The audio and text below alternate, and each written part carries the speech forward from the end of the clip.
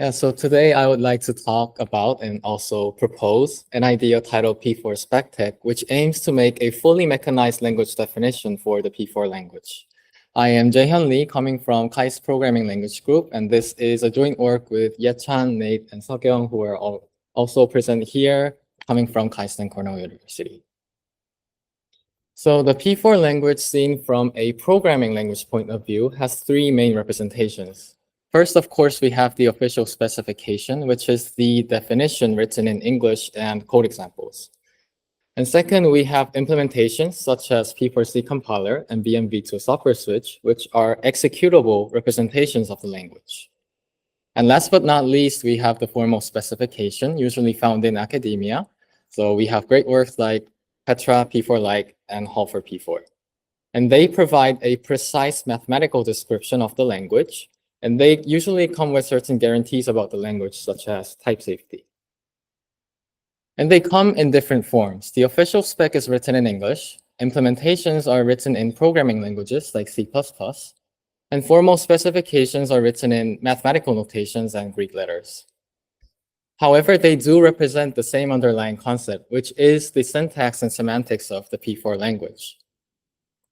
And with this, we can come to question if they are really consistent with one another. In other words, it is asking whether they are defining the same behavior of the P4 language. They should be in principle. However, due to various reasons such as manual maintenance, feature updates, and ambiguities in the official specification, there exists discrepancy among the three representations. And it is generally undesirable to have such a discrepancy. It is because what it means is that what is defined in the official spec and what is executed in implementations and what is guaranteed by the formal spec are really saying three different things. So here's an example where the official spec falls out of sync with the implementation. So here's a spec issue asking whether name duplication is allowed in P4.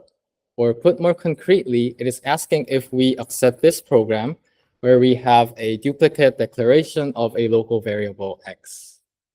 The official spec says nothing about duplicate declaration, so we can understand it as allowing such a program. However, the P4C compiler rejects such a program due to duplicate local declaration. So here we have certain disagreement here. And also there are examples where the official spec falls out of sync with the formal specifications. The official spec defines the complete set of language features. However, formal specifications often omit some feature in their core calculi, mainly due to brevity issues.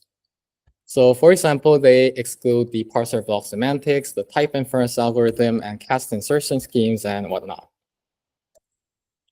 And what worsens this consistency problem is that the P4 language is evolving. The official spec introduced the notion of generic structs and headers to the language as of version 1.2.2. However, the P4C compiler has a bug related to generic structs when it is used with yet another language feature, which is type inference. So it suggests some possibility that this new feature hasn't landed well on the existing implementations. And unfortunately, none of the formal specifications support such a feature because none of them is up to date with version 1.2.2. So we can expect that the gap between the three representations will widen as the language evolves. And this consistency problem is not an issue of P4 programming language alone, but is a program challenge of many other programming languages in the world. For example, WebAssembly, or WASM in short, strives to maintain consistency among different language representations. Particularly, for a new feature to be standardized in WASM, the WASM Language Design Committee requires 4 artifacts. The first and second are the formal and the prose specification, which describes the syntax and semantics of WASM, both in mathematics and prose pseudocode style. And also, one has to write a reference interpreter in OCaml, and also a test suite that can sufficiently exercise the new behavior. And only after the 4 artifacts are ready, the new feature can be standardized in WebAssembly.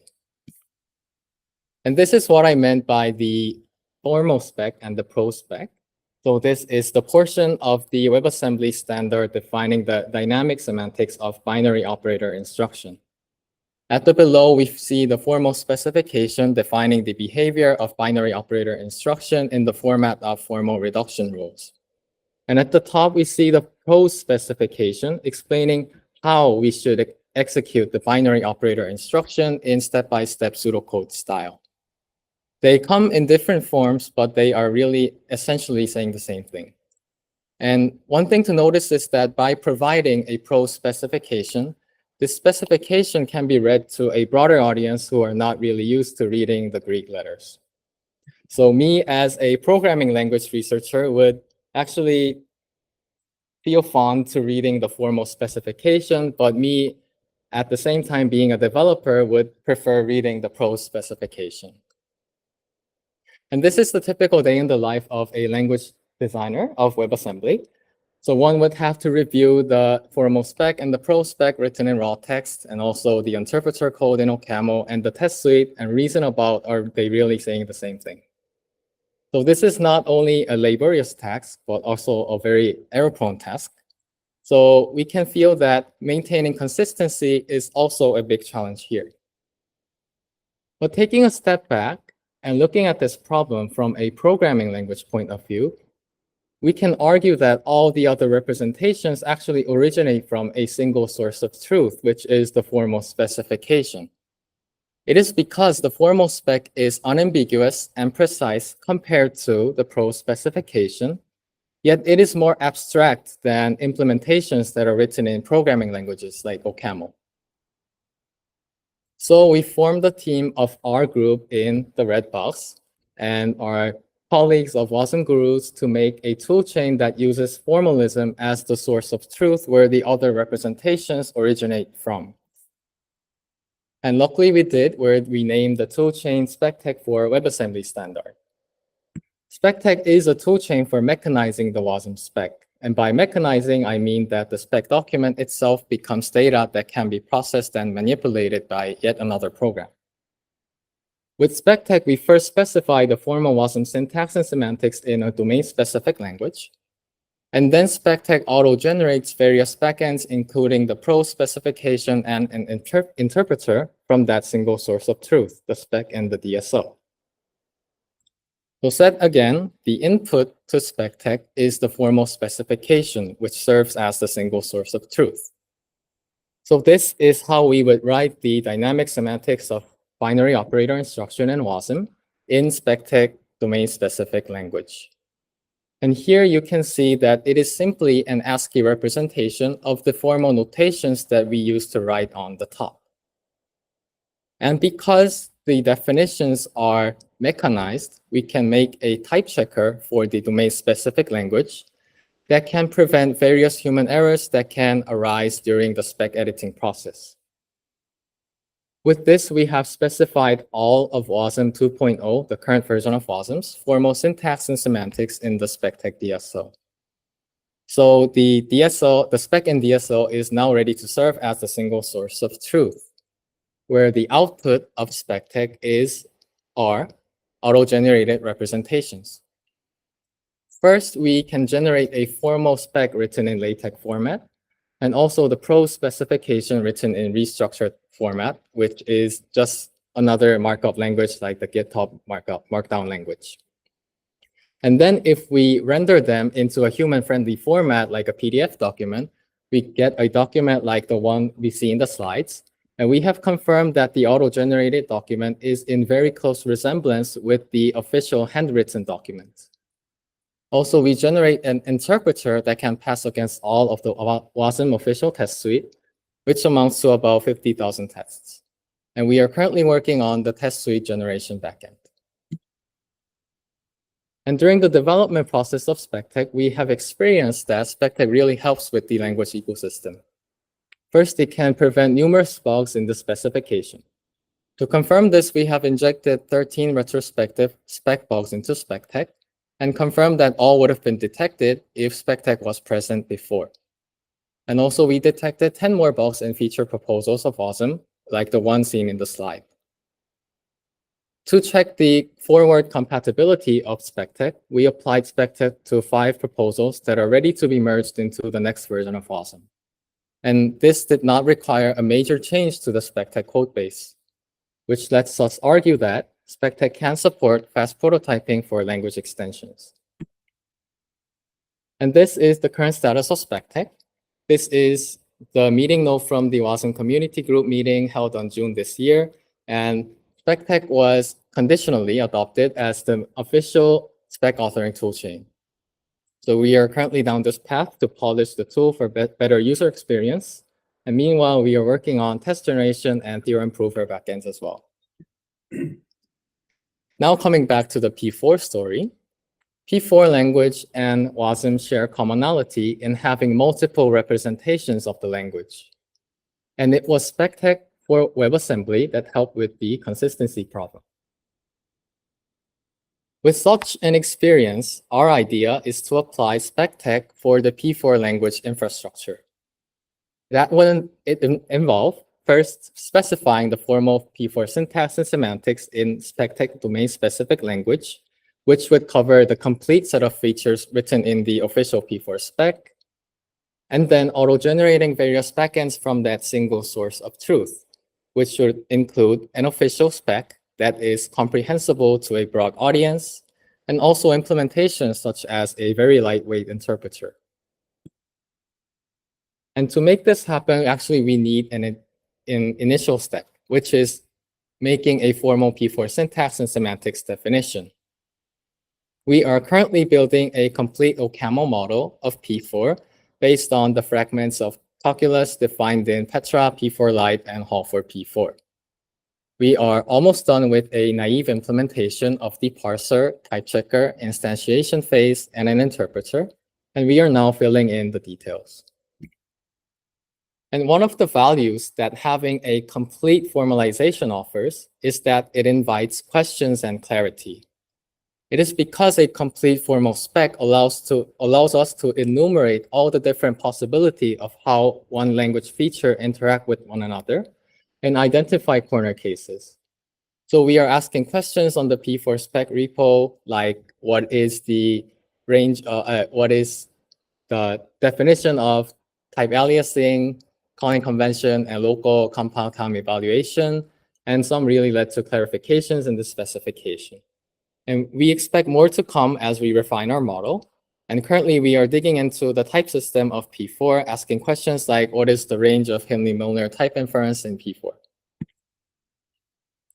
And the second step would be specifying the formal P4 syntax and semantics in the SpecTec domain-specific language. Although we do not have a complete model yet, we have a prototype based on the OCaml model. So for instance, here is how the official spec defines the semantics of if statement. It says it uses standard syntax and semantics, so it should work as expected, and it puts a single constraint that the condition must be a Boolean type. And this is how we define that in SpecTec DSL. So on the left, we define the formal syntax of P4 statements, and on the right, we define the dynamic semantics of if statement. And here it becomes explicit that the condition must be a Boolean type. And only if the condition is true, we really get to evaluate the then branch. And the final piece of P4-SpecTec would be auto-generating various backends from that single source of truth. So luckily, the LaTeX backend already works on the fly. So if we write the spec in domain-specific language, like on the left, SpecTec auto-generates a LaTeX document on the right.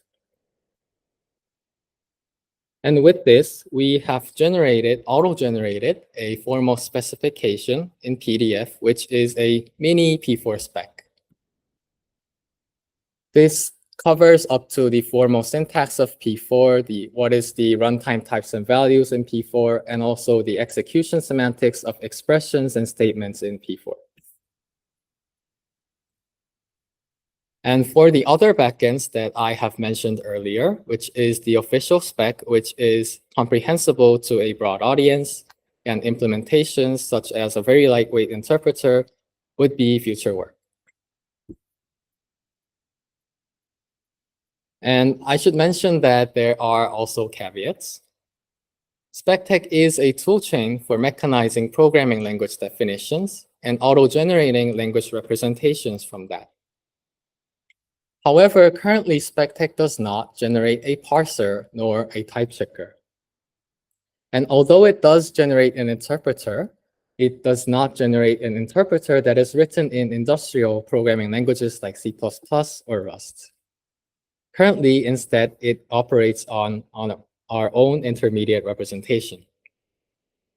And finally, SpecTec does not provide a plug-and-play experience, which means SpecTec was meant to work for the WebAssembly standard. So SpecTec is built upon several WebAssembly specific assumptions and invariants. So to make SpecTec work on P4, we need certain adaptations to let SpecTec work on several P4 specific invariants. As a closing remark, we hope P4-SpecTec can support fast prototyping of new language features, which could be bounded loops and type constraints in the language. And also, I would hope that P4-SpecTec can help clarify unintentionally ambiguous terms in the official specification. And also, with us being at the P4 workshop, we would like to initiate discussions with the community regarding in what shape do we expect the auto-generated official specification, and what other feature can be prototyped with P4-SpecTec, and also what other backend may be useful for P4. Thank you for your attention. I'd be happy to take questions.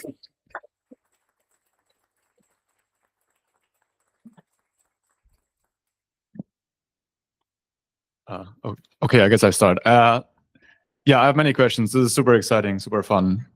Thank you for your talk. I guess I start with the most pragmatic one in accessibility. So I mean, I don't have a PL background, and a lot of the many people in the language design working group also don't necessarily have one.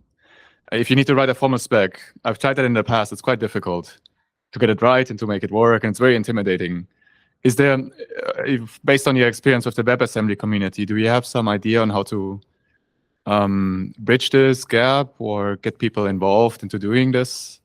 Or would you do this for them at the beginning? I'm curious about your thoughts. Well, I think the formal spec is quite daunting to many developers and also for me. And then that's the reason why I'm currently building an initial model, a formal model of P4, which can be quite comprehensive, such that any other people who would like to be involved in this project can really come and read the formal spec and just get integrated. So I think I'm on the path to writing a formal spec that is also kind of readable. And then I expect that after having that model, I think it would be like I can expect more participation from the P4 language community. All right, thank you.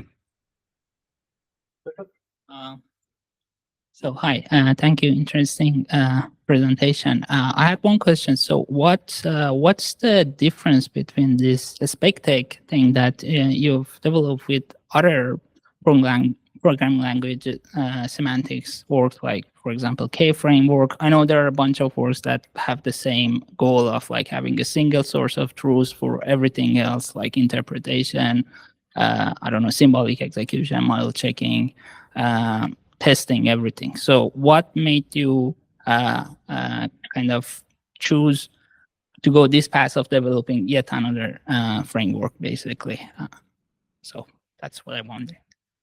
Thank you for the question. So I think I have two answers. The first answer is that it is because I am more familiar with SpecTec because I'm the one who was involved in the SpecTec project.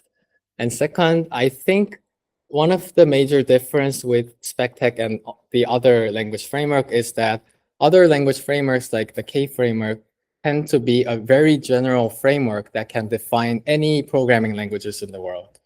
And SpecTec is different in the sense that it is tailored to the WebAssembly specific assumptions and invariants. And that is why I am proposing P4-SpecTec to be built on, to make adaptations to work on P4 specific invariants. And by baking that knowledge into the language framework, I think that it allows us to kind of leverage that knowledge and make a better optimized tool chain for our use case.